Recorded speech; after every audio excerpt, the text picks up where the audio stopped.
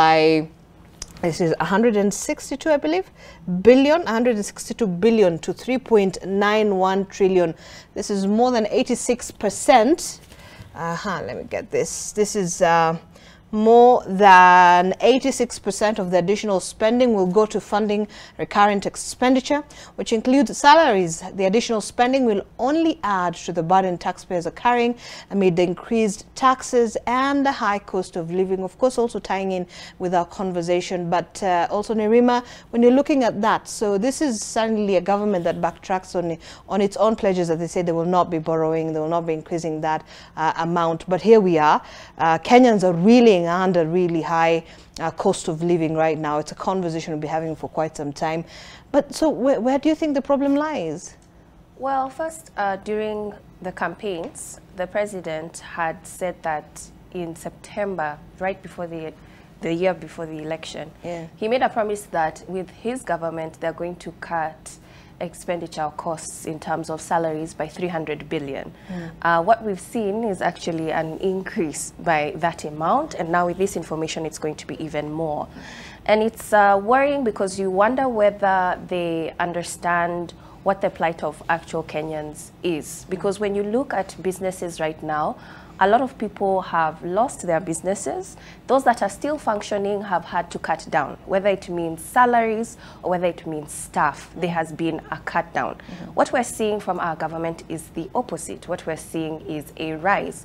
And the math is not mathing, because what we're going to have is a concern and a pain from the Kenyan people, because this is why it's becoming more and more difficult for them to interact with the public.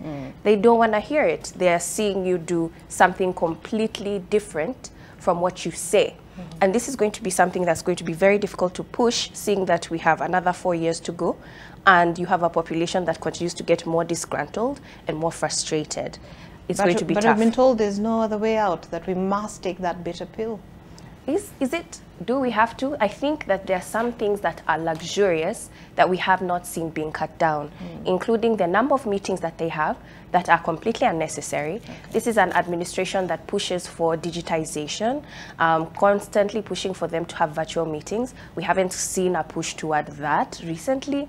And even when we talk about the number of security and vehicles that they have and the access to the fuel that they have, there are ways that we can cut. There are ways that we can cut. We're not seeing much of that being highlighted by this current administration. So there's that whole issue of prudent use of resources by the government itself. But Justina, it's a tough situation for all Kenyans at this point. The role of government is not to create jobs, but for private sector to thrive. I've always held that.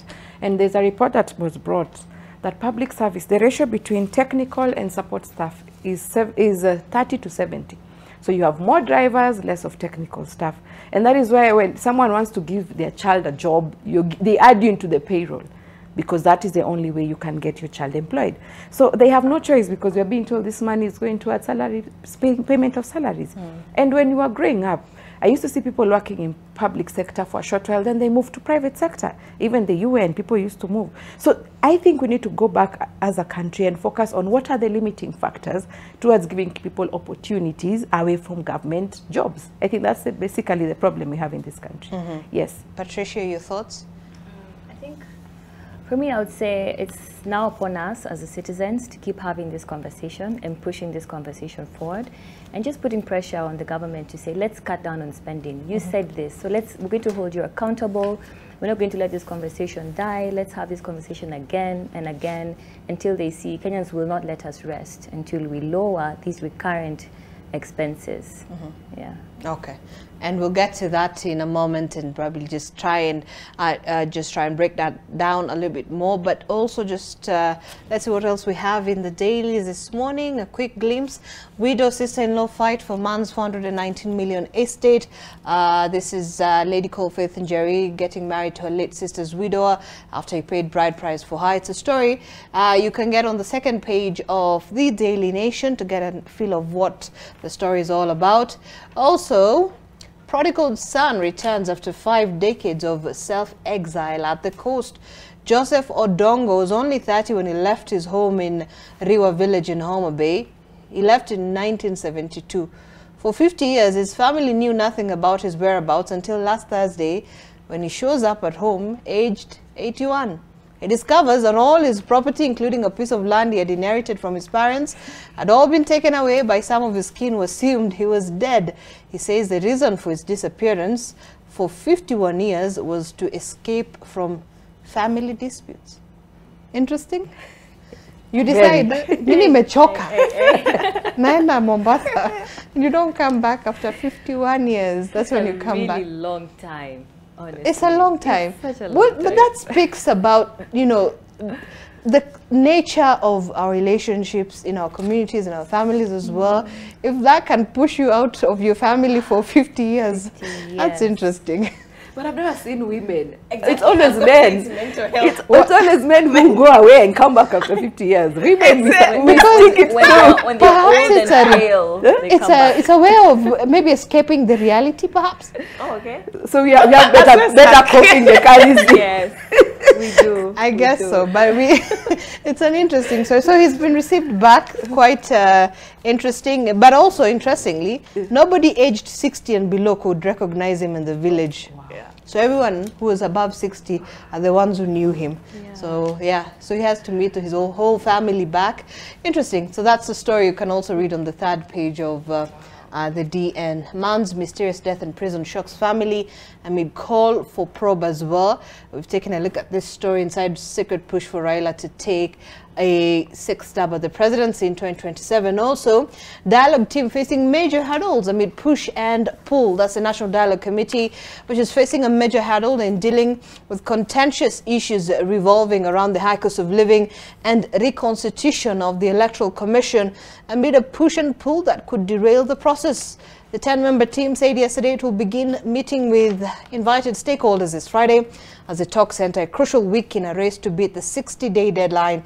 It's coming after the talks resumed after a week-long break to allow members to attend the Africa Climate Summit. However, the talks resumed against a backdrop of sustained attack on the process by a section of Kenya Kwanza leaders led by Deputy President Rigathi Gachagua. You also have the Kiharu MP Ndindi Nyoro, who have described this whole process as a waste of time. And I mean, Nerima, when you're looking at this conversation that is expected to create a path towards us changing the system, this electoral system, is the reason why people went on the streets early in the year, and people died and many people were injured and property was lost in the process. We came up with a solution. The first one didn't work, so now we have this new bipartisan talks, a technical team that has been set by the political divide to have a conversation around these very contentious issues, which also include what they term as the cost of living, which we don't know if that is still featuring highly in this conversation. But you have leaders who say, why are you even sitting down to have a conversation? Because this is not going anywhere. Who is a deputy president of this country and a member of parliament allied to, a close member of the president as well? So what, is it just taking Kenyans for a ride? I hope not. I should hope not. I do think that the conversation needed different or more stakeholders on the table, because it's not just about two sides. There are also individuals who play important roles in the community, including religious institutions or the education sector or civil society itself. And they should have been included in the talks. That's why I feel that perhaps that's why people think that it's something that is not going to bear any fruit. But I do think that a lot of the issues that are being deliberated on are important to the Kenyan people. High cost of living is number one, but just like Kenya is, what tends to overtake all conversations is politics. We cannot deny that when it comes to participation, when it comes to elections, it's something that makes us very emotive. And the more we continue to grow as a democracy, the younger population is losing faith in democracy, which is actually a question that we have to start answering for ourselves. Because what happens when the majority population doesn't participate in democracy? When they do not vote, when they do not engage their leadership, you will have a population where a president is actually ruling by being voted in by the minority number that participated. And this is a formula for anarchy and disaster. So it's not just about IEBC. For me, what I'm seeing is it's bigger than that. It's about the future, it's about participation, it's about engagement. But perhaps the individuals who are at that table might not view it that way, and their personal interests, their party interests come first, which is what's concerning. Right. Justina, because this is a conversation that on the table is being spearheaded by two political sides of, you know, the divide. Do you think it captures the essence of really what Kenyans want? It doesn't. And actually, I've always held that we had options. Article 256, have the conversation in the National Assembly or the Senate, or if not, then we have a referendum. That is where we would have given our views as ordinary Kenyans. But it goes back to say that I think the challenge in this country is that politics is very expensive. When you look at the Election Financing Act, IEBC, a year towards election, they give the spending limits. For the last general election, the presidential campaign was worth around 4.4 billion. Right. So when you look at people had invested in this election, people spent money. And I think it's a case of, you guys, return for me, just give me something. Let me get return on investment. You know, we spent on this, we didn't win. So it affects the ordinary Kenyan. But again, the ordinary Kenyan has to move away from the mentality that if someone is campaigning, you have to see them on the ground, they have to spend money, they have to give you money for mobilization. Let's make politics not expensive so that even when someone loses, they won't feel like they have lost something, you know, very important. Let them lose in a way that they'll feel, okay, let me walk away and this next time. But as it is, I feel like someone wants something just for return on investment. Right. Yes. Patricia, this conversation, as a Kenyan, as you sit there, are you privy to the information that is actually coming out of this dialogue committee, this team? Do you feel like it captures what you want to hear as a Kenyan? I wouldn't say that it does. I feel like the most important reason why they put it together was to quell the temperatures that were there in the nation, and I feel that it has served that purpose. When we were on the Mandamano mode and there was a lot of tension in the country, so much unrest, it served its purpose. The dialogue team came together. It showed that at the end of the day, we're Kenyans, we're one nation. Let's sit together. Let's not fight when we can talk. But when it comes to the substantive issues of the IEBC, they say here clearly they don't have an agreed formula of how they're going to do that together. All these sides and stakeholders who have come together for this. And when we talk about the cost of living, I don't see the ruling government sitting and listening to pointers by the opposition that this is what you should do, and then I don't see them going to implement that as we Kenyans. But isn't that the reason why they're actually sitting down on the table to say, look, we have quelled sort of the tension that was there. Yes. So this is why we have a sit down right now to be able to discuss and find ways to address these particular issues? I feel like that's a Kenya Kwanza discussion, and I feel like they'll guard that discussion because they know the pressure they're under. They know they're, like we've talked about, the expenses that that the government is facing in terms of their recurrent expenditure and all this. I don't feel they'll want to be told per se this is what you need to do, because they're not listening to us as Kenyans when we make some of the suggestions of how they need to lower the cost of living. So I really don't see them. I don't know. Let me just say, so I don't really see... do you think this is more like a futile exercise? Unfortunately, there are aspects of it that I don't see bearing much fruit. Yes, and especially this conversation of lowering the cost of living, because I feel like we're in a bad position. And the only way to come out of our financial problem is to go through it. And that's why the pressure keeps building. And that's why we're being taxed so heavily. The money has to come from somewhere. Unfortunately, it's coming from hard-working Kenyans to cater for all these expenses. Okay. All right. I think that's quite a very emotive, question, when you say we have to continue taxing Kenyans because where's the money coming from? Yeah. But we're going to get to that as well. We talked about this recurrent spending going up by 140 billion, raising the debt burden, and unions still fighting for workers. Atwoli says that's a central organization of trade unions yesterday denying that trade unions in the country had lost the courage to fight for workers' welfare, even as several employees and former trade unionists admitted to struggles that had left workers underrepresented and unrepresented at this particular time, where the current tough economic situation is really worsening the situation as well.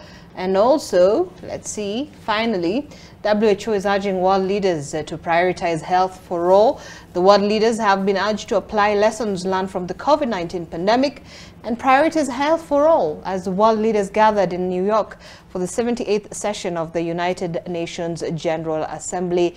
The World Health Organization is calling on countries to invest in pandemic prevention, preparedness and response to end the TB crisis. This coming as the world faces multiple humanitarian and climate-related crises that threatens lives and livelihoods around the world as well. Finally, state is also applied to detain Mackenzie and is co-accused for an extra 180 days as well. On the Business Daily, well, government now takes up to 79 shillings in tax for every litre of fuel. This means consumers are now paying up to 79 shillings as taxes per litre of fuel, underlining the impact of the changes in inflating petroleum prices that will see KRA collect 29.2 billion per month from both from actually diesel, petrol and kerosene sales as well. The latest price review shows that 79.31 shilling goes to taxes and levies for every litre of petrol, followed by 67 a litre of diesel, the most used fuel in Kenyan economy. Taxes and levies account for 62 shillings for every litre of kerosene as well. So the higher composition of taxes and levies will see KRA raise an estimated 5.79 billion more per month from the three fuels, from 23.38 billion shillings, and we're going to get to that in a moment as well. But also, Ruto budget set to rise by 162 billion on spending every year. That's what is captured on the BD as well. On the Tika, import bill falls for first time since COVID. CMA barred from Kakuzi director's probe, and also retail investors splash 130 billion in state bonds as well.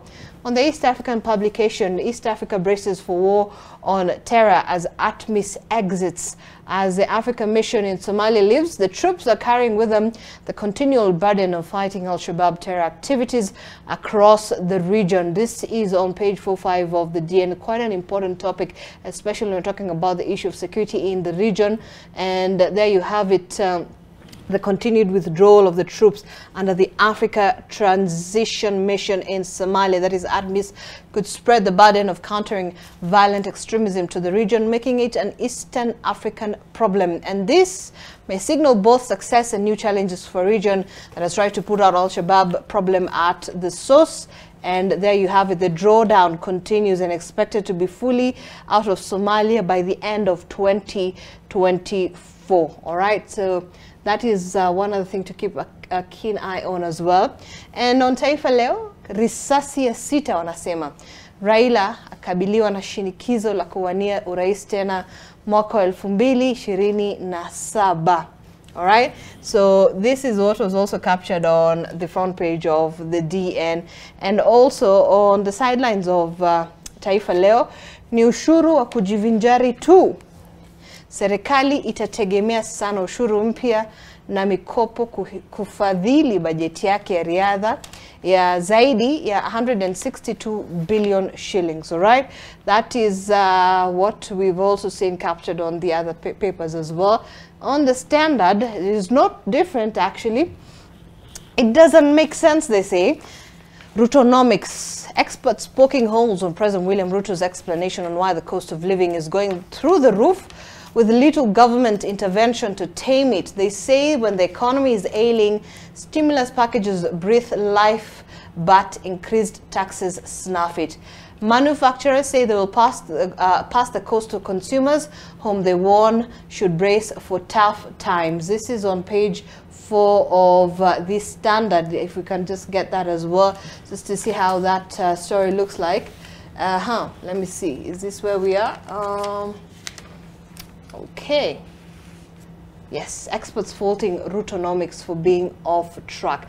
And that's the question we are asking this morning. Is it off track, the balance between a high appetite for more revenue, and also fixing an ailing economy could be President William Ruto's biggest hurdle at this point. On one hand, the head of state is desperate for money to service the country's budget that is running on a deficit, and on the other, he has to bring down the cost of living to make life better for the populace. But also remember the statements that we've seen from some of its top government officials. We did see that statement coming out from the Cabinet Secretary for Trade and Investment, Moses Kuria, and also what his own economic advisor, the chairman of the Economic Advisory Council, that is David Ndii, also tried to make it quite clear that things are not as we expect them to be, and that we must take the bitter pill. And also the Deputy President Rigathi Gachagua saying that we must handle the communication that we are disseminating to the public in a more lenient way. So we're going to be having that conversation when we come back after this short break. The hashtag, as always, is AM Live and TV. Let's talk.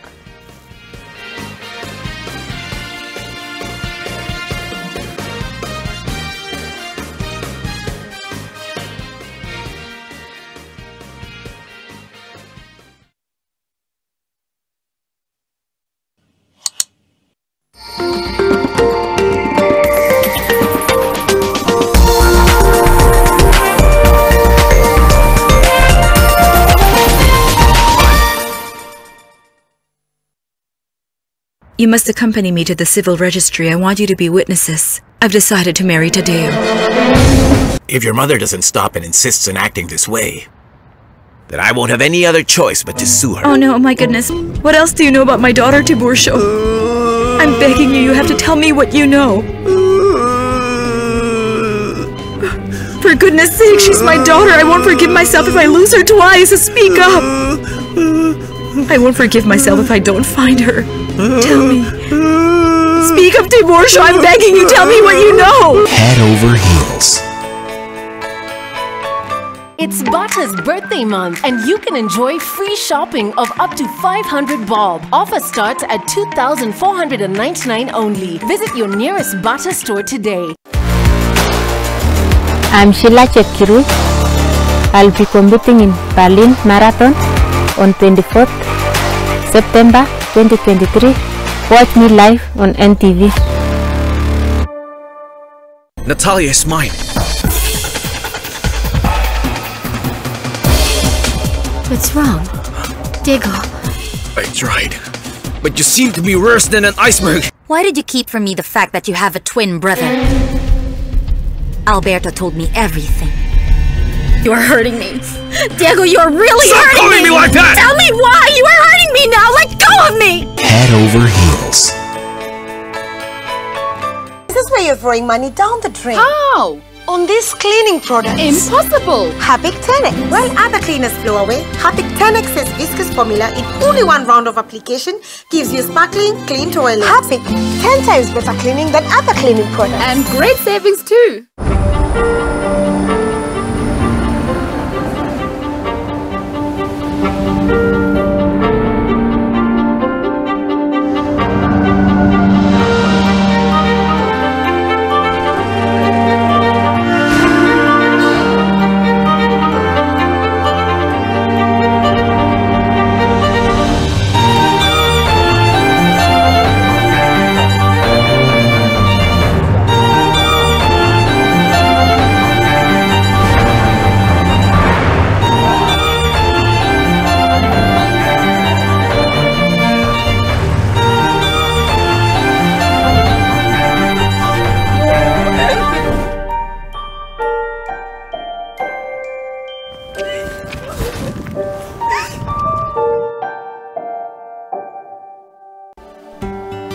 Do you know that 25% of outpatients and 40% of inpatients suffer from mental illness? 50% of people with depression and anxiety are untreated due to stigma and lack of access to care. 11% of Kenyans between age 15 and 65 years consume alcohol driven by mental-related challenges.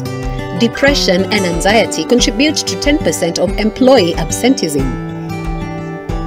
NMG, in partnership with IHRM and KCPA, will hold the second Mental Wellness and Counseling Conference on September 22nd, 2023 at Emara Ole Sereni. To sponsor the event or participate as a delegate, contact Nduta on 0721 403 915 or agoko@ke.nationmedia.com.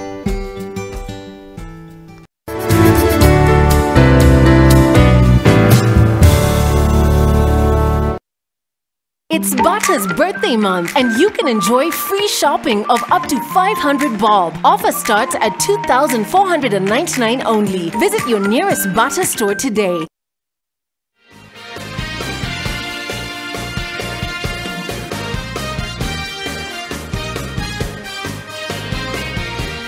All right, welcome back to the program. You are watching AM live on NTV. Just 47 minutes past 6 a.m. as we get into a conversation this morning, which is certainly on the issue of the cost of living and where we are from the political rhetoric that we've also seen from the country here. If you can just get a feel of what is captured on the DN just very quickly here on our paper, and there you have it. To watch what you say. All right, but really, are they watching what they're saying, or is it just the truth that we must take? That is something that we are pondering about this morning. At the height of the campaigns last year, the sitting government blamed the former government of failing to address the issue of the cost of living. But here, 1 year down the line, that issue is still there, glaring at us as Kenyans, and things haven't really gotten any better, particularly on the issue of the fuel prices as well. We've been told to brace for tough economic times, and there are issues beyond the government control. If I can just get a tweet here from David D, who's the chair of the Economic Council. He says, "We've abused credit for far too long, splurged money on vanities, neglected production, and become a nation of tenderpreneurs, living large on wasteful public spending. We say all this in the plan, but clearly most of us do not read. Facts are stubborn things." All right. He goes on to say that, so here's the lowdown. Time for fake debt finance prosperity is over. Everyone will have to pay their fair share of taxes. Cost of living will be addressed by raising production and productivity, not by public levies, okay? And he also goes on to say that you can negotiate with World Bank and IMF behind closed doors and run arrears on official debt without consequence. Not so markets. One missed payment and it will come tumbling down. That is where we are. There are no quick or painless fixes, and there are no guarantees. As I say here, endlessly, financial delinquency has no solutions, only consequences. All right, so that is where we are. And of course, we did see that response coming from the Deputy President as well in terms of the communication. I'm going to get that in a moment. But also joining us this morning, Annabelle Njoki, advocate and governance analyst. A very good morning. Good to see you as well. Thank you for joining us. Lovely to see you too. Indeed. And the amazing ladies. Great. So, you know, we have been having a conversation on this issue of the cost of living. And of course, on the standard saying, look, it doesn't make sense. Experts are poking the holes in President Ruto's explanation on why the cost of living continues to rise with little government intervention to tame it. I want to get your initial thoughts on that as well. Where do you think we are at this point? As a Kenyan, where do you think we are? Where we were a year ago. The shoe was pinching, the shoe is still pinching. You remember when the regime came into power, everyone was talking about the price of unga going down. Right. We are still having that conversation. We recently had CS for Trade going live on national television and challenging the pricing for oil. And one phone call proved that he wasn't actually being factual. So the shoe is pinching. Yesterday, our colleague was making their way from, I think, the Lukenya. So at the junction for Lukenya Hills and Machakos, a truck belonging to the company that gives us a Jab wheat flour had rolled over, and we had Kenyans rushing to pick bales and bales of flour. So he managed to film it, and he was saying it's very unfortunate that people are just scrambling to go and get the spoils. But I was responding to him and telling him, from a legal perspective, we may cringe and feel that they're doing what is wrong because really that is stealing. But from a social perspective, perhaps those people who are looking at it as an answered prayer. You possibly didn't have a packet of wheat flour in your house, now you have an entire bill that you could probably even hawk to your neighbors and make a few shillings off of. So we are not in a good place. And like I said to you when you called yesterday, the problem that I have with the current scenario is that the conversation doesn't seem to have changed much from last year, a time like this. We are still talking about the same solutions. Last year, a time like this, Kenyans were being told, oh, you know, we've introduced fertilizer subsidies. In 3 months, I don't know, people are going to be harvesting. We're going to see a turnaround. We're not seeing that turnaround. There's also the fact that for some people who took this, who took up this subsidy program, fine, yes, the maize grew, but there's also a question as to the quality, I believe, of the grain they used. So you have a very healthy maize plant on your farm, but it is not giving you the maize cob with the grains. So it's like you farmed for 3 months, you tilled your land, you weeded, you watered for money. For nothing. There's no value for money. So Kenyans are feeling a bit shortchanged, and it doesn't help that we're still talking about more and more taxation. And while I understand once you go the MF way, taxation is something you have to put up with, I am yet to understand why this government seems to be struggling or to be hell-bent on not cutting back on expenditure. For all these trips that they have been making, does the president need to be traveling with the kind of delegation that he travels with? For any time a cabinet secretary is going out of the country on a trip, do they need to go with the number of people that they go with? Because remember, there's a per diem that is paid per day. For some of these people, depending on what rank you are in government, that per diem could be as high as 1 million shillings. So if we were to say that if you were supposed to have, say, 20 trips or even 10 trips in a year, slash it by 50%, how much money will we be saving? These conversations that they're going to have there in person, can a good number of them be had virtually? Will the end result be achieved? Because what you go and do is have a discussion and you agree that this is the direction our relationship is going to take. And then after that, your technical teams sit down to get the drafting done. So really, you can have that conversation virtually. Then your technical teams get down to the drafting. They exchange those drafts, track changes, what have you, whatever we do even in our offices. And then perhaps have now a physical trip for the appending of signatures. Why can't they do that? Right. Why can't they do that?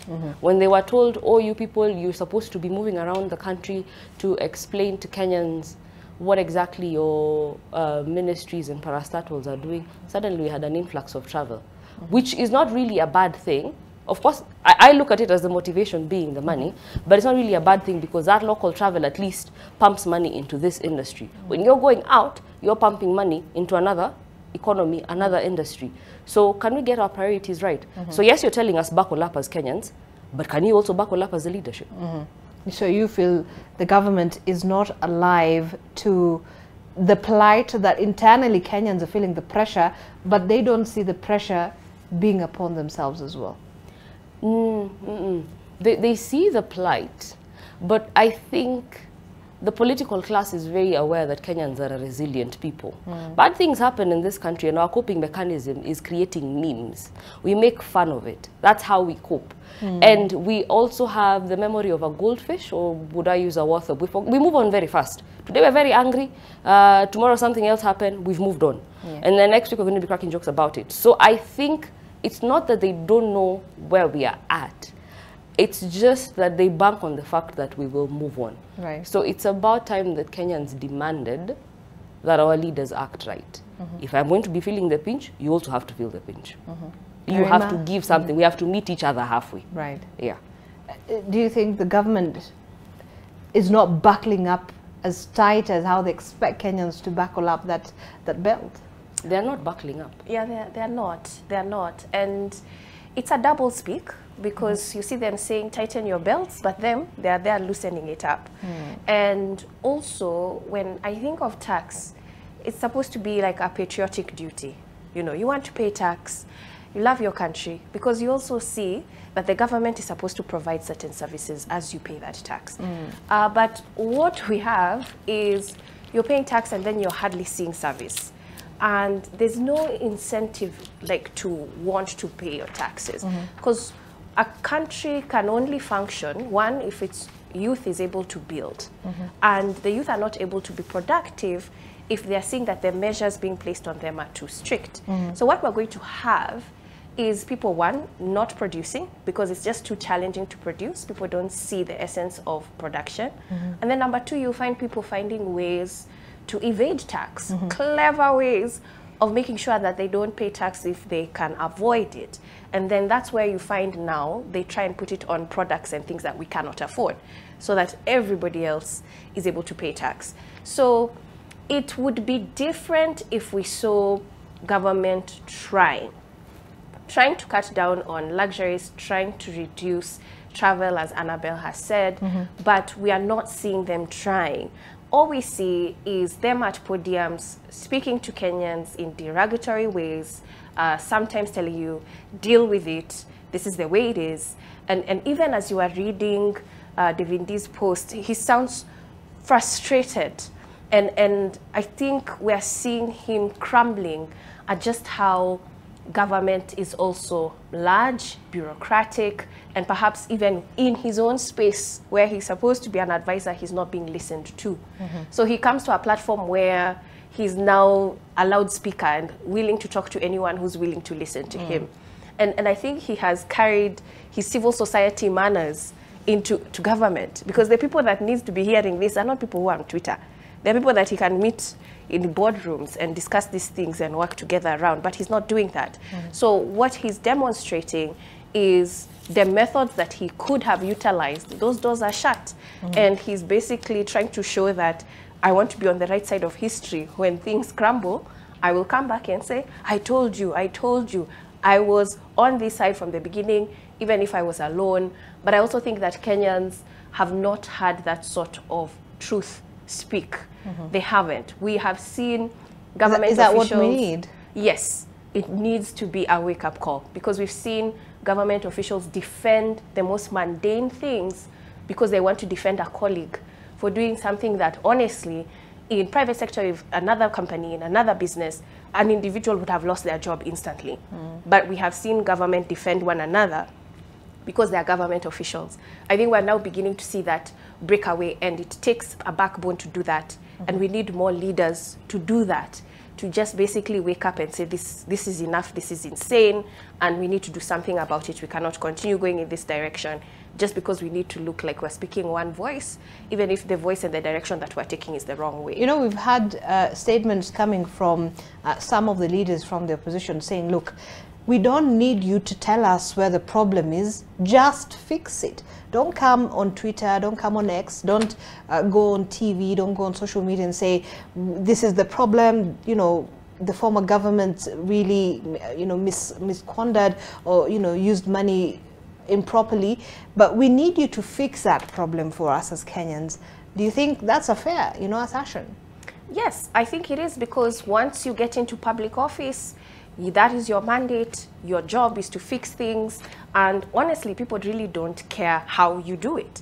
Your job is to find where the problem is and to fix it. And I do think that we could also gain a lot from the opposition. No one is stopping opposition to share, these are the strategies that we would utilize, and even using these very platforms, these dialogues that they're having, and share, this is the idea that we have.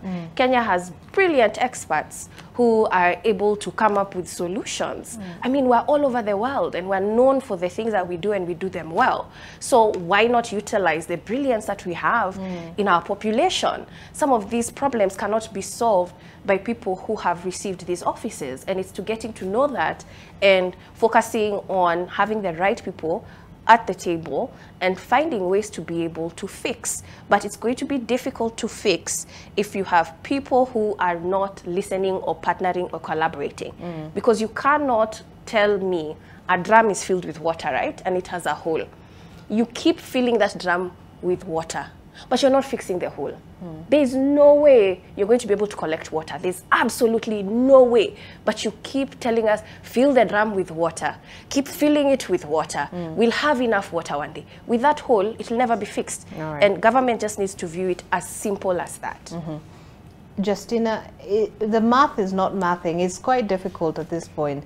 But yeah, we've been told to tighten the belts, as in that particular whole issue of the prudent use of resources by the government as well. In fact, here on the Standard, I don't know if you saw this, by the way, Desperate for Any Job.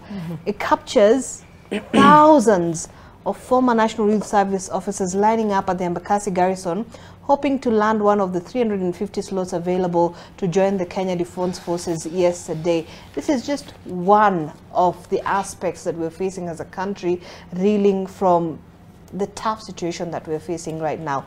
Unemployment, all right? And so I will still ask you the same question. Do you feel the government really understands how, you know, Kenyans are really going through this situation, this tough economic situation? And yes, they do understand. That's what Annabelle said. But are they sympathetic to that cause? And the funny thing is that the 350 won't come from this group. They were at home chilling. They'll get their calling. That's the sad reality in this country. Is the government sympathetic? Yes, they are. But they are refusing to think. If you see Ndi coming to tell us on Twitter, what is he telling us? I mean, you're there, that is your role. You've been complaining from Uhuru's time. Now you're sitting or you're on the driver's seat. So what is limiting you from telling your boss? Where are you coming to tell the Kenyans? And let me say that I'll take this ball back to the Kenyans. Last year, remember, someone was always asking me, so when we vote for you people, you're going to cause a runoff? And we don't have money. So I asked Kenyans later, this year I asked them, so where is that money? We didn't have a runoff. So that money you are trying to save, where is it? We would have been told that there was no runoff, so this is the budget. IBC still complaining that they have not even paid some of their guys on the ground who were part of the election last year. So in short, I think the government has realized that Kenyans don't question. Kenyans will not vote. 8 million Kenyans did not vote, and they felt like they are not part of the conversation. I want to remind Kenyans that the only way you can influence policy in this country is through politics, and that is by voting. So when you stay at home and say, I will not vote because kura zitaibiwa, I dare Kenyans just go there and vote so that they'll see there was a large turnout and you are part of the conversation. So right now, when even Kenya Kwanza they feel like they spent money on the ground, they gave money for harambes during campaigns. So they want to return their money. Yes, they care about us, but what about the money they invested? What about the return on investment? That is why I said, we have to make sure that politics is not as expensive in this country, so that when you lose or win, you don't feel like there's any impact you made. Kenyans should start supporting political parties from the grassroots. When you look at even how political parties make money, they say from members' contribution, nomination fees. Where does this big money spent come from? It comes from people who want to influence policy. So when you get into power, you must satisfy the needs of people who gave you money. So until Kenyans own this process, we are going to continue this conversation. We'll never have people with a vision. We'll never have people who, I have an idea, but Kenyans always say, we are not seeing you on ground. You're not on the ground. Because they're not seeing branding, they're not seeing handouts. So this challenge goes back to Kenyans. And I'm so happy that you're facing it and you're having the conversation. Government really cares, but they have to return their money. They have to plan for 2027, and that's the sad reality. But I mean, that only makes it difficult for a government that is already in power to recapture perhaps the seat next time, if if I may look at it from a layman's perspective, that look, if you're not going to fix the issues why we put you on this particular seat to fix, then why are we going to have you back on the same particular seat to get some more money? And that will be the voice of Kenyans. When they vote and say, you know what, we are done with at yangu kumi, no. If you do 5, you're not performing, step out. Someone else will perform. And Kenyans need to learn that 5 years is a very long time. And if we had the question that you're going to do this, you're going to pay NHI for people, Kenyans need to ask, where are you getting the money from? We need to also see manifestos reorganizing budgets from the word go, so that Kenyans will understand if it is housing, you're being charged an additional, levy. So the question now goes ahead from democracy. Look at the political parties we have.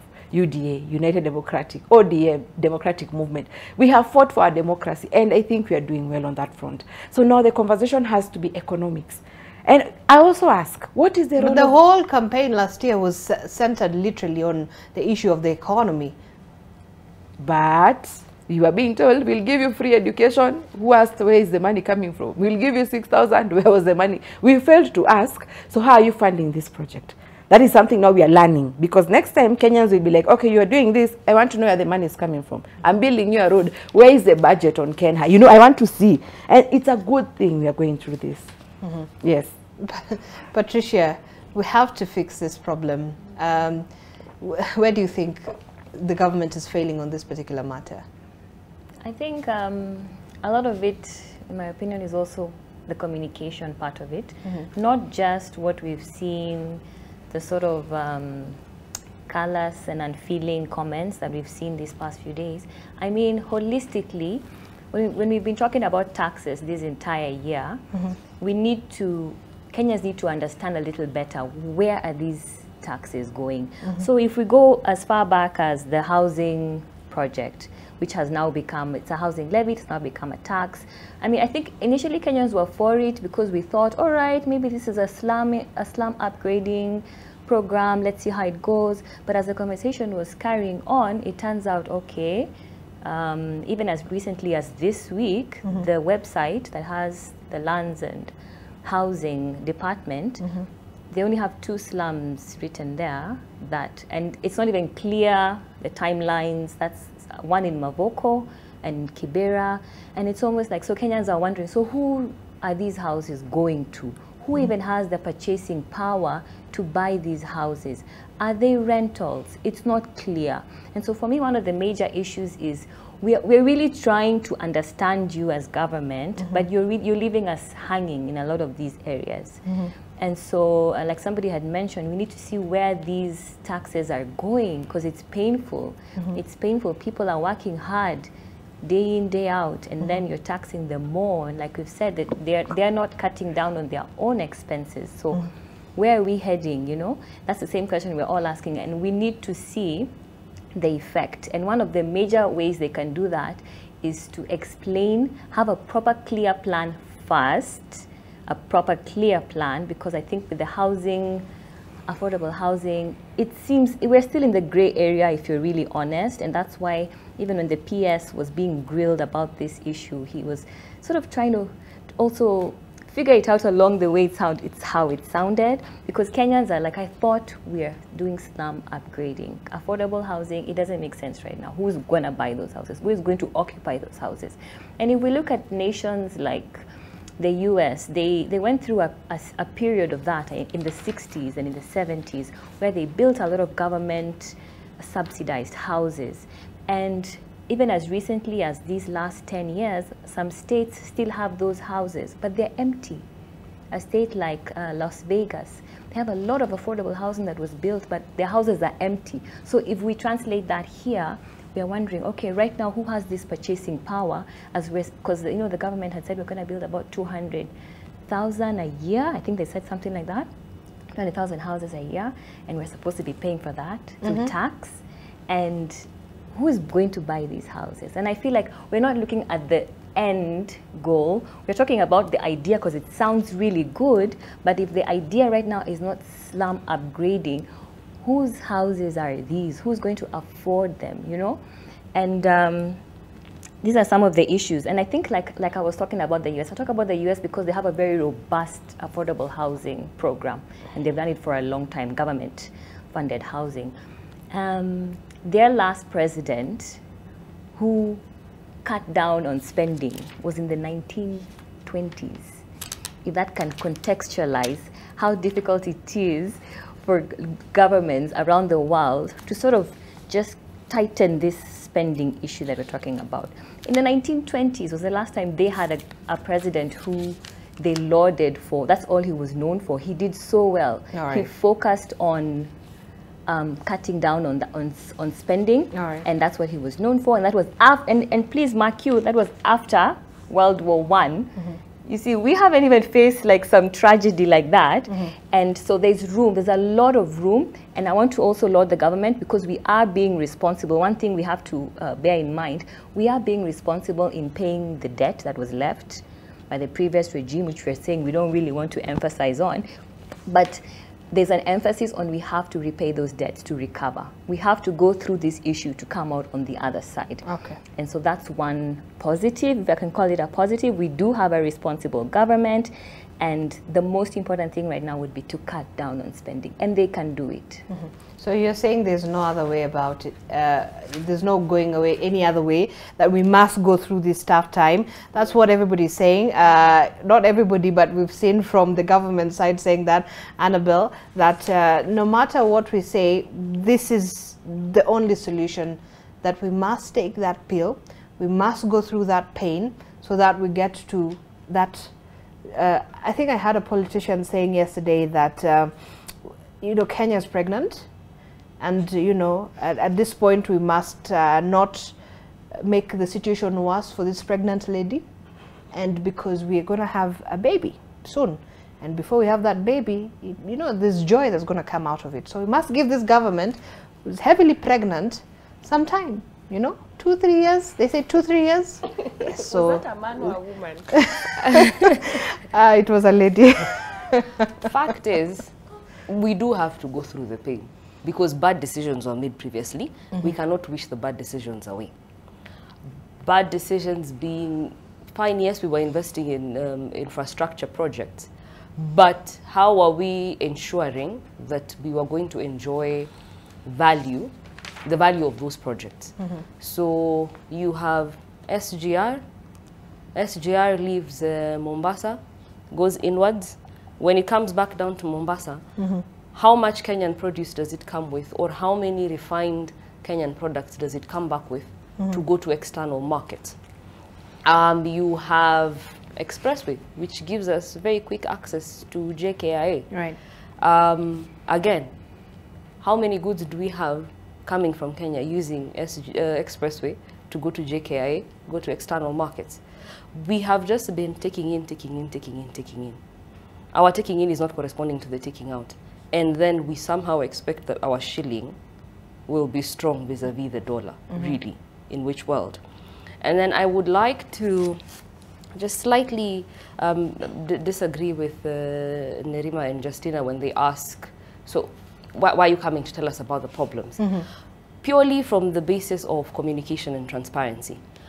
Part of the reason why Kenyans tend to feel frustrated with government is a lack of communication. People are complaining about immigration for how many months? Actually close to a year, if not over a year. Right. And there were issues of, I don't know, breakdown of a machine. At some point, they did not have the 32-pager passport, so you could only take the 64-pager one, even if you do not have the money to afford the 64-pager one.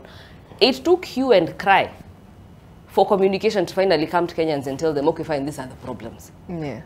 So communication is important.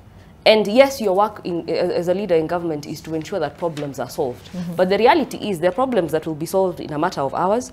There are problems that will be solved in 2-3 days. There are problems that will take months to solve. So it is important for our government to come and tell the people, listen, these are the problems we have detected.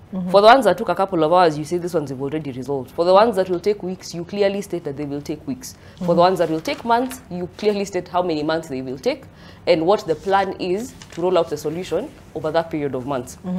However, when you do not now follow up that communication with action, then your failure to act breeds mistrust. It breeds further frustration. So, was it wrong for this government to tell us, okay, this is the situation as we found it, these are the problems? No. The problem has come in where we have continued hearing that song over and over again. Right. Which means either you did not fully conceptualize the actual problem, or you did, but you failed to fully conceptualize the proper solution. So what you're doing is trisex. Mnajaribu hii inakataa, mnajaribu ile inakataa. All this time doesn't stop running, just because you're running helter-skelter. Time is still running. And Kenyans are getting more and more frustrated because they're not getting the promises that you gave to them.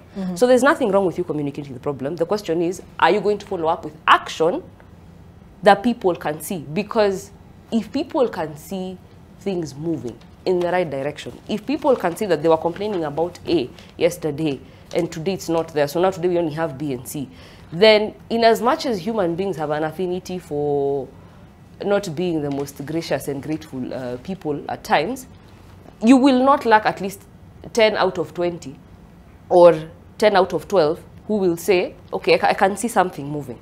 The other thing is whether if they do not deliver, then come 2027, they will lose the seat. You will realize that a voter's mind does not know rationale, or at least the Kenyan voter's mind does not see rationale around election period, unfortunately. You will also realize that the Kenyan voter... It all goes back to the factors that go back to tribal determine. People go back to Mtuetu, people go back to, this ninja has been eating for the last 5 years. Now is my opportunity to cooler this money. So we can only cooler this money during campaign season. Then they go back to office and eat. Unfortunately, those are the cycles that we're in. So how about we would, how do I put it? We would see value for our vote if we actually focused on issues. And I remember when I was campaigning last year, trying to break it down for the ordinary mwananchi in my neighborhood, and I was asking them, don't look at government or this election as this behemoth. Look at it from the context of what it is you do. Are you a mamamboga? Are you a kabagera? Those guys who fill matatus? Are you a matatu driver? What is the reality of your life on a day-to-day basis? Now, what are the hurdles you experience on your day-to-day life from your business perspective only? Forget even family, just from your business perspective. How do you feel those hurdles should be addressed? Now, which of these elements campaigning is addressing or is communicating to you how they're going to address those hurdles? It is only by looking at elections from that lens that Kenyans can hold the elected leaders to their legislative mandates, because whether it's an MCA or an MP or a senator, their primary function is legislation. However, all people care about is, oh, you know, my MP has done 1, 2, 3 with CDF. And it is because of that focus of CDF that you're now hearing members of the county assembly also saying they also want their own kitty. No, their work is not infrastructural development. That is not their primary function. Their primary function is legislation. So I was actually very much in support of taking away CDF from these people so that they focus on legislation. Then you have the executive arm, which is responsible for implementation. Let them hold the legislative arm to task. Listen, you guys wanted to do 1, 2, 3. You gave us this policy. This policy dictated that we have this law. We have now given you this law. What is prohibiting you? We have even approved your budget, so funds are there. What is prohibiting you from rolling out, if it is development projects, or rolling out whatever programs you had said you would roll out, whether it is a feeding program, whether it is ensuring girls have sanitary towels in schools? Why are you not acting? But we have things backwards. So your member of parliament will go to the house, give you a very, how do I call it, disenfranchising piece of legislation.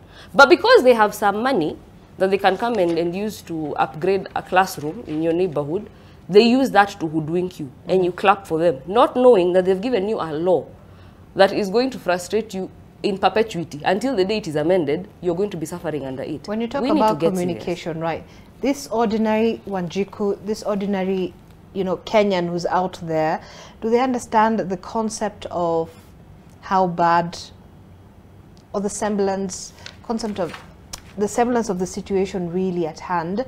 Because during the campaigns we had things called economic barazas, and politicians would go and simplify this language to Kenyans and tell them, this is where we are, this is how bad the situation is, this is what we're going to do for you. At this point, we've been told, yes, we're communicating with you, but we're telling you the problem is bad, and this is what is happening, so deal with it, because it's going to get worse for you. As I know from you then, yeah. Simple language was used, but was accurate information communicated? I don't think so. Because during campaigns, when these problems were being highlighted to Kenyans, they were being told it is person X.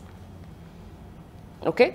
Not really saying exactly what person X has done. Okay. Now when you're in power, wakati kimeumana and Wanjiku is just not having it, is when you're telling us oh, you know, we incurred this amount of debt, or, you know, there's this that is falling due. Why weren't you talking about these things falling due during campaigns? Why didn't you actually give Wanjiku the reality as is, so that Wanjiku now goes to the ballot knowing, yenyewe, this one, even if I vote them in, the chances of them turning this around, even over the next 18 months, are very slim. But those were not the promises we were being given. We were being told in 3 months, in 6 months, it in is a year. very flowery language. Yes. So be honest. The problems, yes, were as they are being communicated now. Within 100 days, we'll make sure the cost of living goes down. Be honest. Be honest. So Wanjiku is frustrated because a promise was made to her. All right. And it's not being met. Her expectations are not being met. Okay. Yeah.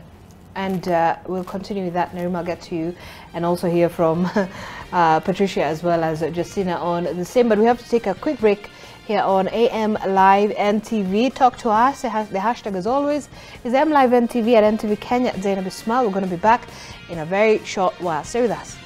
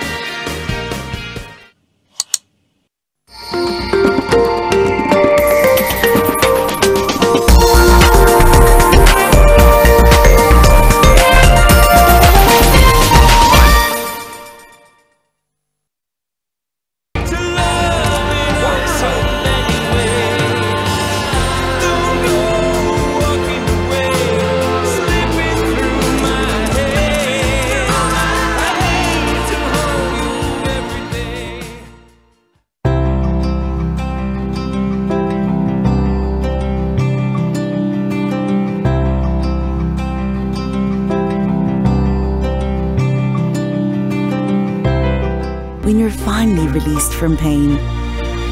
That moment when you start to get back to ordinary, and ordinary feels amazing. Whatever pain you're going through, release starts here.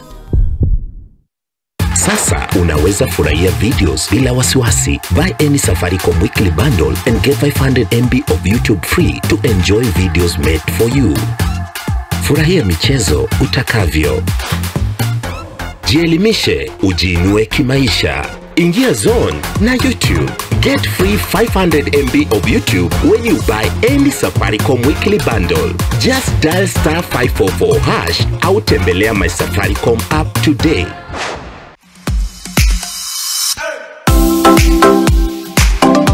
Get ready to tantalize your taste buds and embark on a culinary journey with Pishi Bomba, the ultimate cooking show that brings the flavors of the world right into your living room.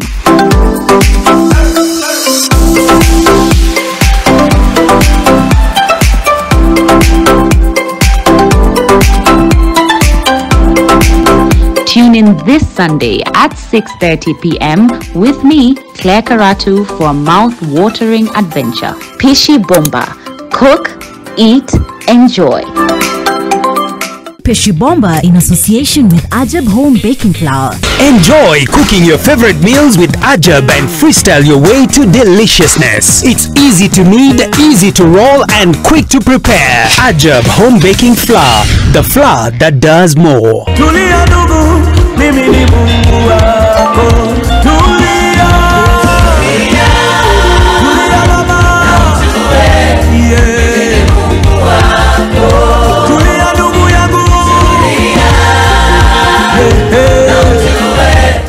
To get Tulia by Fred Omondi, dial *812*798#.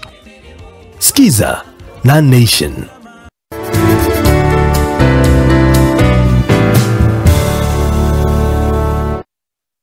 It's Bata's birthday month and you can enjoy free shopping of up to 500 bob. Offer starts at 2,499 only. Visit your nearest Bata store today.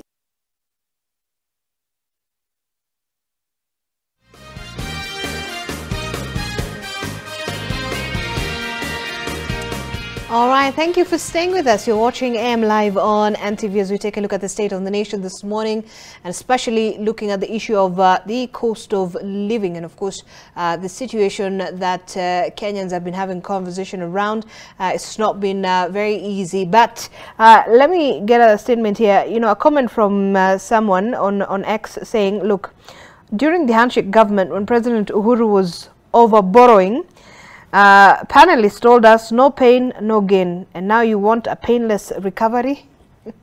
Narima, I know it's a question that really has sort of created an interesting dissection between two people who say, look, we believe what the government is doing is right, and this is the direction that we should be taking. But you also have a majority of Kenyans saying things are really hard. We must certainly find another solution to this. But yeah, let me hear your thoughts on perhaps the solutions as we wind up on this last part of the conversation. Yes, sure. So there are two types of pain. There's pain that leads to growth, where you endure. And then there's pain that's useless, that it produces nothing. In fact, the best of that pain is death. And so we need to realize the two types of pain that we're in. We're not talking about going through it painlessly. Kenyans are questioning whether this is a useless pain or it's a pain that will produce growth. Because right now, the way the government is performing, it is a useless pain. And we're just telling them to transition it to a pain of growth. And on the matter of communication, there are official channels for government to communicate. We don't have to go far in terms of time to see how former President Trump was using X to communicate certain things, which has led him to court cases at the moment. There are ways that government is able to communicate to the public when there are issues. Use official channels to communicate fact to the public, not complaining and venting and hyperventilating on social media. Because as a public official and as a leader, you can instigate emotive feelings which can lead to conflict. Again, don't have to go far. January 6th, 2021, the US. And these are bringing a lot of debates on access to platforms that have such a wide reach, and whether private citizens and public citizens should be treated differently. I do agree that there were barazas, there are even civil society organizations that are doing a lot of work in terms of educating the public. And there could be a lot more collaboration. I know Okwa Uchumi is a coalition that is currently meeting with the public and also working with government to be able to articulate the debt issue and how it affects the average citizen. And this is being done at the grassroots level. We have to go to the grassroots. Kenya, our internet penetration is just slightly below 35%. So if we want to communicate to the Kenyans who are feeling this pinch, you must go to the ground. You must go to the ground. You must go to the ground. And that's all I was trying to say here. And there's a way that you speak to people. Come on. We don't need the deputy president to remind officials how to speak to voters. These are adults. These are adults who have elected you to represent them. Then you come around and you're being advised how to speak to them. Communication appears to be a challenge for this administration. And there's a code of conduct that public officials have. And they have specific departments that are supposed to communicate the service delivery of government. Let those channels do the work that they're meant to do. And let us have a less chaotic noise bubble and have more targeted speech and things that Kenyans want to see, because now it's a lot of waste. How do you create that balance between getting the communication that we need from the government, that this is where we are, this is what we're doing, this is where the problem lies, and, you know, not being condescending, not being callous in some of the statements that we've seen recently? First of all, the county governments. I'm so happy to flip through the papers and see advertisements happening in the different counties in terms of expos, in terms of events, looking at agriculture, looking at sport. The county governments are the ones who have the closest links to the people. What we have here is a lot of executive leadership in national government doing a lot of the doublespeak. Coordinating with county government who have these connections. The space is already there. It just needs to be worked on. Public participation forums, working with members of county assembly, ward administrators. They carry such an important role in the village. Even sometimes chiefs. We normally use them when it comes to mediation, when it comes to issues. But then why can't we also utilize them when it comes to communicating what the government is working on? Because their role is also a representative that is local and reachable. They are able to know who their community members are. Nyumba Kumi didn't work in Kenya very well as compared to Tanzania. But there are structures that have worked for us. Though there are still some areas that we see gaps, but I don't think that we communicate well enough in platforms that already exist. Another organized entity that exists is chamas. Women meet every week to collect money to be able to send their kids to school, take them out of hospital, put food on the table. But are their leaders even reached or even educated or even told, you know, this is what we're doing, you can talk to your members about this? It should be a unit. This is a family affair. It is a family issue. When people are eating together, these are the things that we're discussing. This is where young people learn about what's going on in their country. But we're not using the units that are so powerful in our communities to be able to connect, because it's going to be a coordinated effort. It's not something that you'll just shout from a rooftop and hope people with ears can hear. That's not how it's going to work.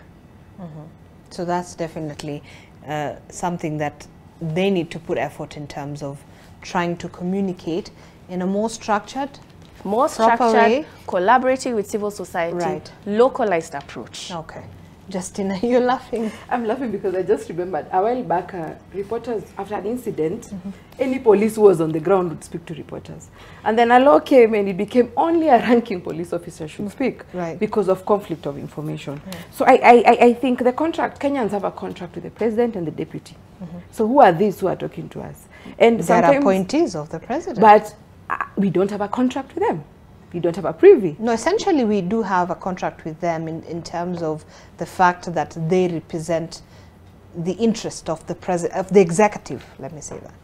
Fine, but remember, maybe when the president was talking to Kenyans, he had his own style of convincing Kenyans. In fact, I would wish the president to come out and say, guys, this is the reality, and I think Kenyans would be more understanding to him. That is what I think. But again, it takes us back even to our social way of living. When your parents are at home, there are things you wouldn't do. But when they leave, you feel there's freedom. Why should Moses Kuria say that he's the president? He's the president today, when the president is not there. So I think it takes us back to probably the president is a one-man show, and the CSs are feeling they don't have influence, they don't have control, and that is why they're trying to tell us, the public, so that we know what is happening behind the scene. Needless to say, when we talk about when 2027 comes, will Kenyans vote differently? I think they will. 2022, 8 million Kenyans didn't vote because they felt we are not relating to these people who are here. And that goes for me to challenge other Kenyans who feel they can lead. Please go for a seat, run, explain to Kenyans, because Kenyans say we don't have options when it comes to voting. Another thing is that when I've sought for votes like twice, and moving around, I've met different types of Kenyans. There are those Kenyans you meet on the ground who are Mama Mboga and Boda Boda. So I think they are the ones who are attending the economic forums. And that is why yesterday Mama Mboga from Kisii was making noise. She was saying, I really campaigned, but I'm not benefiting. Hustler Fund, they argued that the largest amount or largest limit people have is 13,000. Fair enough. But they're forgetting that if Mama Mboga buys Mboga worth 13,000, her customers are the middle class. And the middle class are employed by the top tier guys. So if there are no jobs happening, Mama Mboga will not sell. So the issue here is that the government should realize all interventions, it should not be you're supporting one spectrum, forgetting the other two. We need creation of employment, we need to collect taxes in terms of income tax, corporate tax. So everyone has a role in this country. Finally, you'd spoken about what are the solutions. Why is the port of Dar es Salaam more preferable than the port of Mombasa? Yesterday, the Coast Parliamentary Group was saying there are aspects that the government wants to privatize. And they're saying we want to be involved because in the coast we don't have land, we don't have any other economic activities, save for the port. And we are wondering, what is this? Why are truckers moving away from the port of Mombasa? Go to even ICD here. They are no longer trucks. It's no longer busy. Why are people going to Tanzania, port of Dar es Salaam? That is why you ask yourself, why is this competitor doing better than me? Learn from them. Another issue is government should stop borrowing locally. The moment you cannot take 50K, because the bank is realizing a Kenyan is a risk to their lending. They prefer giving to government. So the moment government stops, you'll see all these banks hawking loans here, and we'll be able to, boost our businesses, get into biashara. But as of now, there is no money that is flowing. Another thing is cost of power. They have always reported to us that there are these IPPs who use fossil fuel and they are paid in dollars. So does it mean they can't do anything about them? They are there. Let them do something about it, because selling us will not help us. And finally, I want the government to realize that they need to make Kenya to look more attractive for business. And not just international investors, even local investors.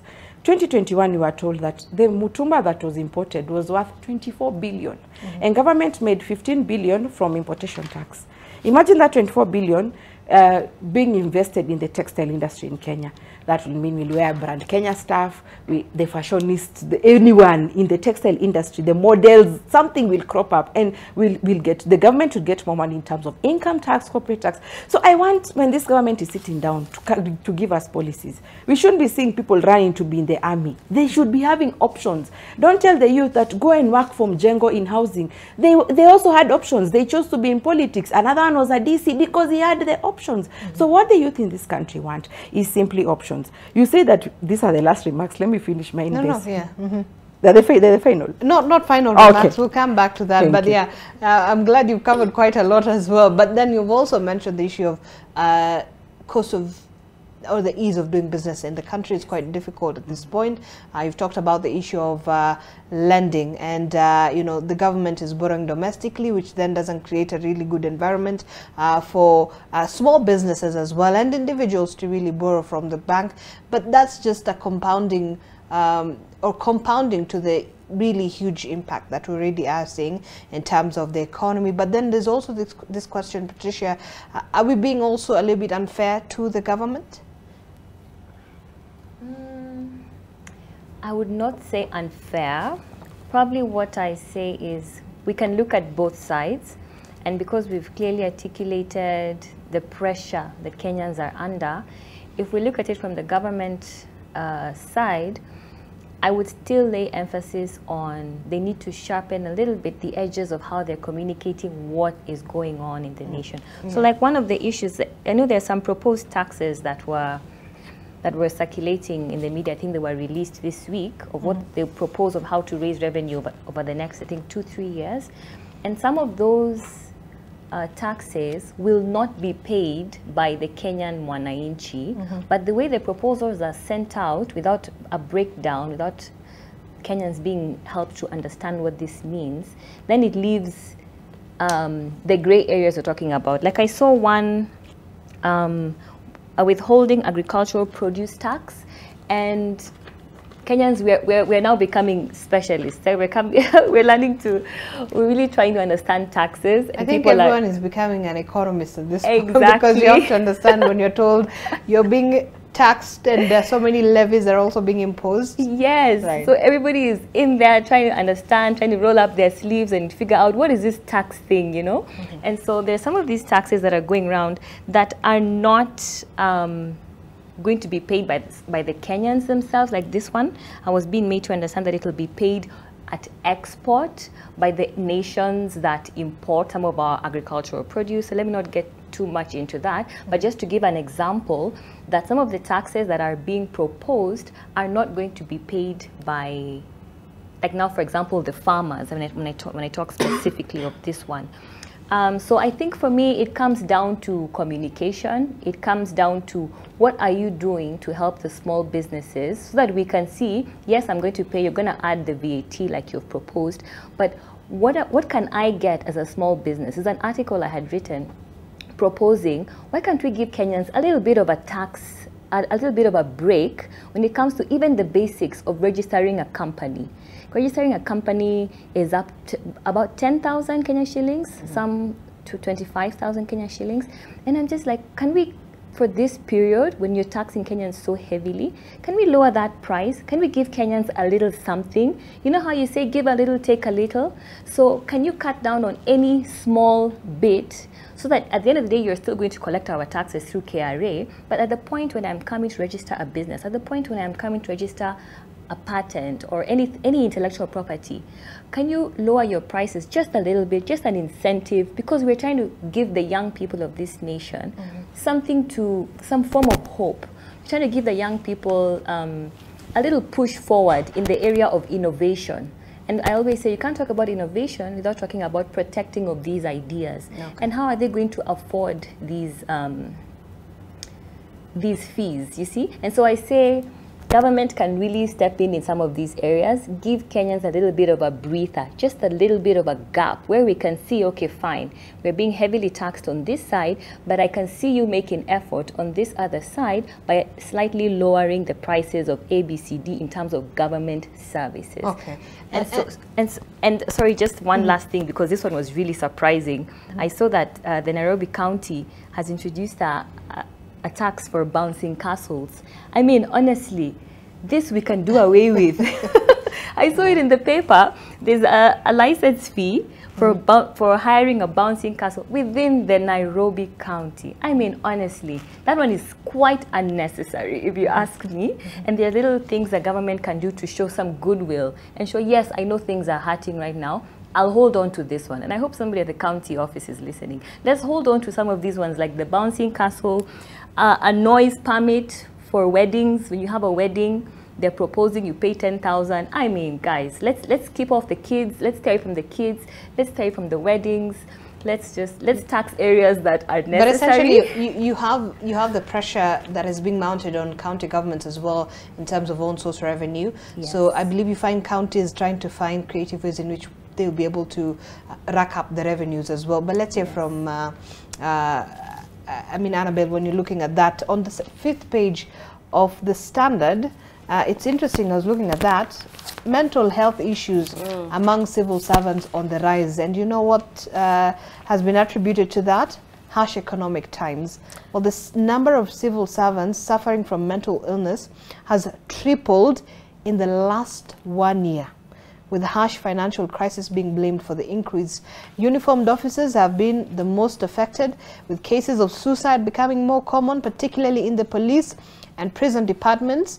In response to this alarming trend, the government has announced plans to hire more counsellors for all government ministries in an effort to address rising cases of depression. And this is according to the Principal Secretary in the PS department, that's the Public Service Department, Amos Gadesha, who says that because of that the number of civil servants in need of counselling has risen from 5,000 to 13,000 in the past 1 year. So this just gives you a glimpse, Annabelle, of where we are. I mean, in terms of even the mental health aspect of the situation.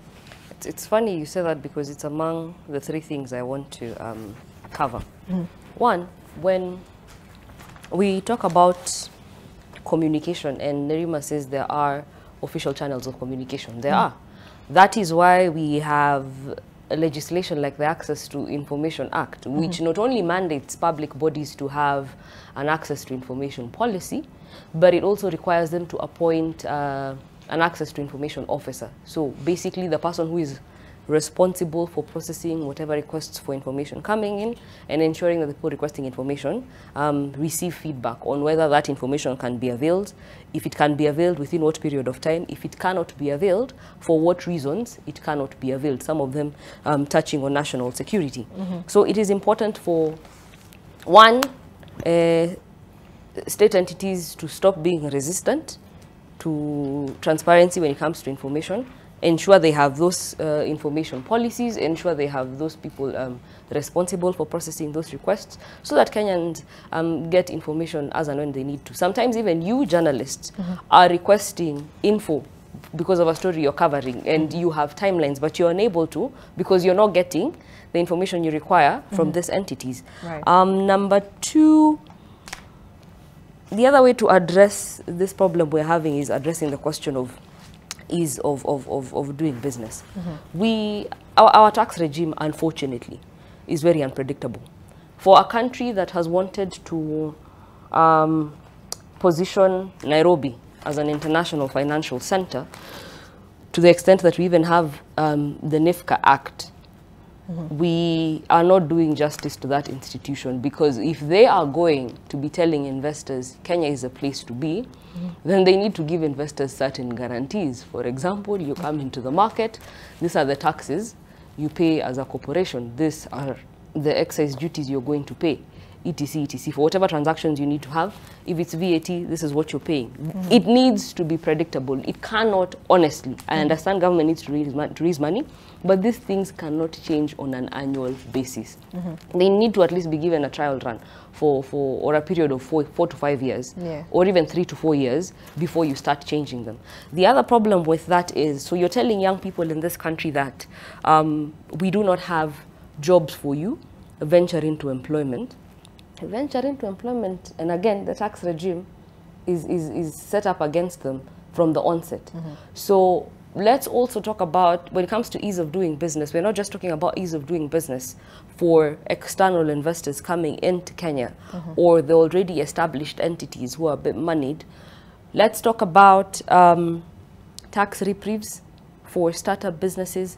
Let's talk about less hurdles for them when it comes to KEB certification. If it's institutions like Kirdi, how are we going to give them additional budgetary allocation so that they're able to incubate more of these people who are getting into manufacturing, especially the young people. If we're going to be talking about special economic zones, we cannot have economic zones being set up that again are being set up in a way that looks like they are going to be rivaling or performing the mandate that NIFCA is performing. If it's an SEZ, it's an SEZ. Then now leave NIFCA to come and market the SEZ, because then what you do, you create overlaps in mandate, you breed confusion, and then investors are going to start looking at you with a lot of skepticism. If it's these SEZs that you're launching in the counties, again, what space do you have for young businesses, especially businesses driven by young people in Kenya, in those SEZs? And then I come to the last thing, improved service delivery. How government renders its services to us as Kenyans also dictates how our businesses operate. So if I am a corporate and commercial practitioner in Kenya, from the legal perspective, and I have a French businessman looking to set up in Kenya, and I cannot have the company registered within the timeline stipulated by BRS in the service delivery charter, then you're affecting my business. Because I told this Frenchman that, listen, this thing will be set up in, say, 7 days. But then we're 15 days in, my application is still reading pending on BRS. It will not work.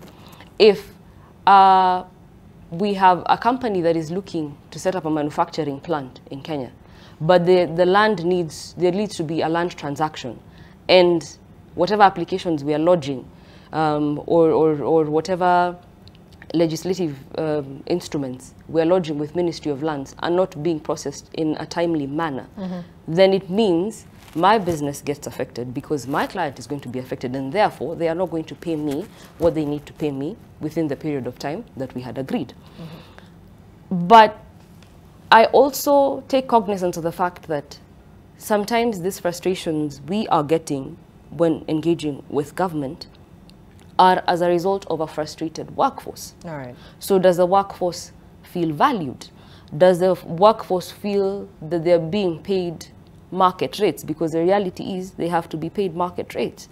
Are you running an entity where corruption is the order of the day, and you're placing targets, or you're setting targets for your employees, so that leo ikikuja kwa facilitation, me, I'm expecting my 100,000. What happens to them if they don't even manage to collect 500 shillings for that day? You're going to give them pressure. when they raise issues and they say this system is having hitches, how soon does the leadership in that institution address those hitches? Because you can't expect them to churn out work if the system that you have availed to them is not working. You cannot expect them to work if handling cases, like if processing a simple leave request takes forever. Something that should take a day is taking, I don't know, several days because you're thinking, no, we can't have you leaving because this is happening. No. Do you need to recruit more people? Perhaps so perhaps your workforce is stretched. Do you need to recruit more people? So it comes down to very many things, because I keep saying this, and I've said this here before. We look at government as the equivalent of that camera there, just this thing. But government has smaller cogs that keep it running, which are the civil servants. And those civil servants are Kenyans, just like you and I, Zainab. They go to Naivas or Carrefour or what is the other one, or Chandarana, the same way you and I go there. They are not buying different unga from you and I. They are not buying different cooking oil from you and I. They're facing the same struggles. So the same way you're feeling that pinch is the same way they are feeling that pinch. And if they feel that they're working for an employer that is not hearing them, that is out to frustrate them, then obviously service delivery is going to be compromised. The other thing we have failed in is we have not yet institutionalized government. So anytime we have a change of hands in terms of regimes, then there's jitters all through government. All right? Because there's a feeling of, nyinyi mumekuwa hapa for the past 5 years, there's a system you've set up, it's not working to my favor. You start reshuffling people. If it's at county level, you start looking at how you're going to get them out of the system. Those are issues that counties have had previously, although now there's deliberate effort to streamline them. So those are the realities of people working in public service. So again, if we also don't require our leadership to act right, to respect that they hold offices. The office is not about Annabelle. I am holding an office for a period of time. It's been leased out to me. Once my term has ended, I leave somebody else. Until we embrace that system, systems and institutions in place to be then able we're to going to continue this. having these cases. All right. Just very quickly, Nerima, less than a minute, winding remarks. When we look at the taxes, there was one of the most ancient taxes was in Egypt. It was called the fat tax. And Egyptians were not allowed to reuse cooking oil. They were not allowed to use alternatives. They had to use the cooking oil that was produced by the pharaoh. Sometimes we have to look at those taxes and see who we are paying. That's my conclusion. All right. For me, I want Kenyans to understand that the economy is not something that is out there. It is what you see daily. If you're a mama mboga, how many mbogas did you sell? If you're a boda boda, how many trips did you make? If it is me who is a trucker, how many kokotos did I make? Did I carry and the money I took home? But finally, I think what is ailing our country? In 1965, there was a sessional paper that said we are going to organize Kenya politically, economically, and socially along the lines of African socialism. That meant at the time you were only 9.4 million. Right now we are around 55 million in 2023, and only 3.1 million Kenyans are paying taxes. They are the ones who are structured. The able ones who are not paying or they are not structured are 15.1 million. What does that say? Even the mental health of guys who are the 3.1 million will just go up in flames, because really they are being overtaxed. So my challenge to government is that, one, we need to change our ideology on economics. We cannot run a welfare state. It's no longer tenable. Kenyans don't want handouts anymore. We are able, we want personal income. All right. Patricia, final thoughts? So my final thoughts are a little bit like Nerima's. I'm going to go the philosophical way. And so mine is a quote from Plato. The world will not be right until kings become philosophers or philosophers become kings. And so I love this quote because it's not just about Kenya Kwanza or anything specific. It's more about leadership and what is our philosophy of leadership as Kenyans in general. So before you go into a leadership position, let's think about what is my philosophy, what do I want to achieve, where do I want to see the people who I'm leading in a few years, where do I want to see my nation in a few years. And let's be open, let's listen, let's be continually evolving and quick to change tact if things are not working. All right.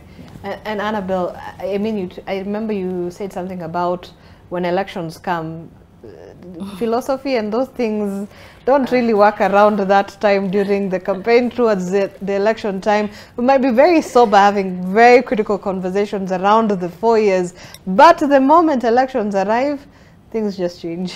Yes, out the window. So the time for civic education is now. Ingrain it into the Kenyan system now, not during election year, so that by the time the election is coming up, they're ready. The other thing is one for the government representatives who've been utilizing their Twitter accounts to communicate. By all means, tell Kenyans the truth.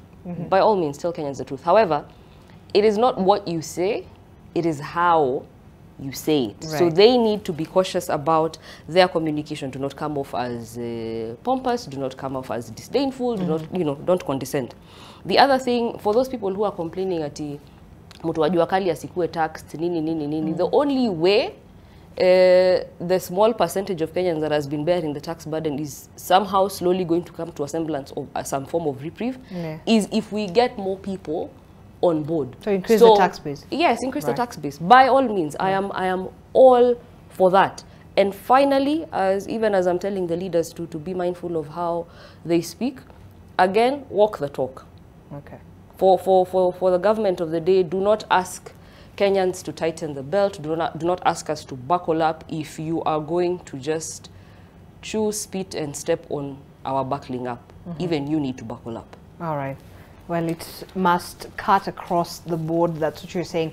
But yeah, that's where we wind up on our conversation this morning. And of course, we'll be just taking a look at your feedback, and we'll be trying to see what else you want us to talk about. But let's have that conversation online. The hashtag we're using is MLiveNTV. I was with Nerima Wako, Executive Director, Siasa Place, and political analyst as well. Justina Omai, 2022 presidential running mate. Patricia Njirwa, lawyer and public policy proponent. And Annabelle Njoki, who's an advocate and governance analyst as well. Thank you so much, ladies, for joining me this morning to have this conversation. Hopefully, it will not be the last, and hopefully we'll be able to see some sort of some movement in terms of where we are, and some reprieve for Kenyans, some breather, like you said. All right, that's where we wind up. And my name is Zainab Ismail. Have yourself a good morning and good day. Winnie Lubemba is coming up shortly on Your World. Stay tuned.